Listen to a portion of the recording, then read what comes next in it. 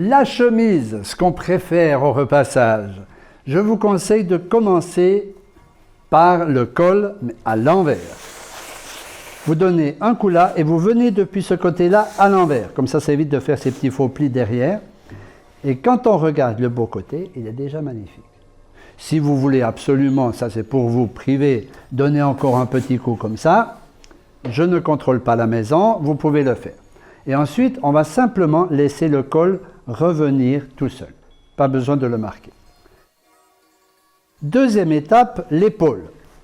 On enfile l'épaule en bout de table peut-être. Et là, hop, un jet de vapeur, un deuxième, un troisième. Et vous avez une épaule qui est parfaite.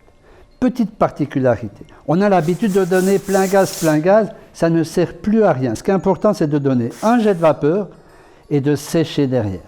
Un petit jet de vapeur, on sèche, un petit jet de vapeur, on sèche. Et là, je vous laisse admirer, la couture ne gondole plus, elle reste parfaite. On continue, au milieu, l'autre partie de l'épaule, et c'est fait. Ensuite, on va prendre la manche. La manche, je vous conseille de mettre l'ouverture ici vers le haut, la manchette, et on peut repasser la manchette à l'envers très rapidement.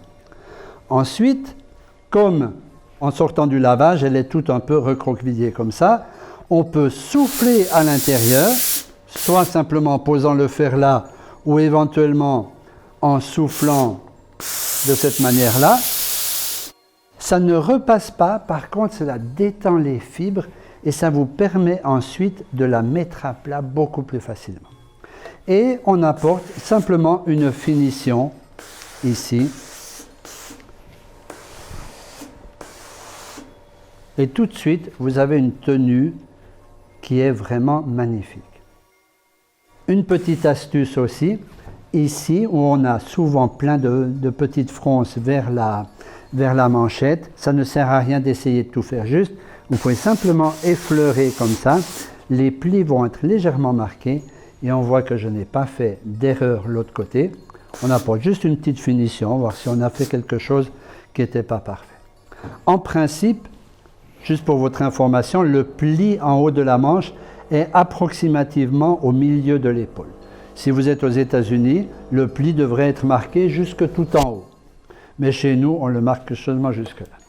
Donc vous faites la deuxième manche et puis pour terminer, parce que c'est quand même la partie la plus visuelle, on va finir par le tour. La liste des boutons, on peut s'amuser au slalom ou bien un passage à l'envers ici. Et je continue directement puisqu'elle est bien positionnée. Je vois que tout est déjà impeccable.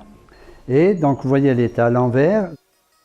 Je déplace juste ma chemise ainsi et elle est vite repositionnée au bon endroit.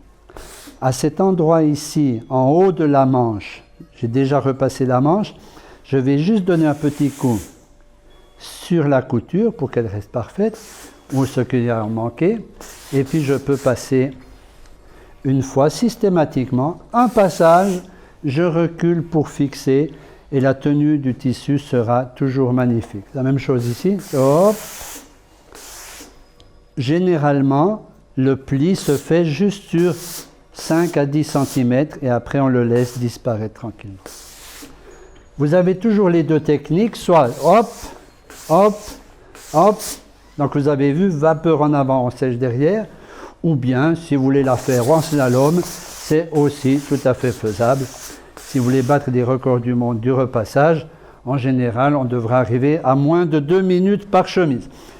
On va terminer par la partie ici de la boutonnière. C'est effectivement la partie que l'on voit le plus sur la chemise. Un passage tranquille et vous revenez sans vapeur tranquillement afin de bien fixer le repassage.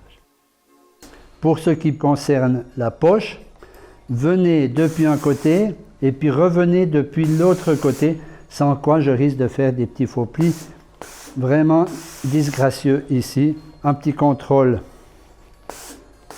avec la couture. Vous avez terminé. Il ne reste qu'à la poser sur le cintre Et puis, travail bien accompli.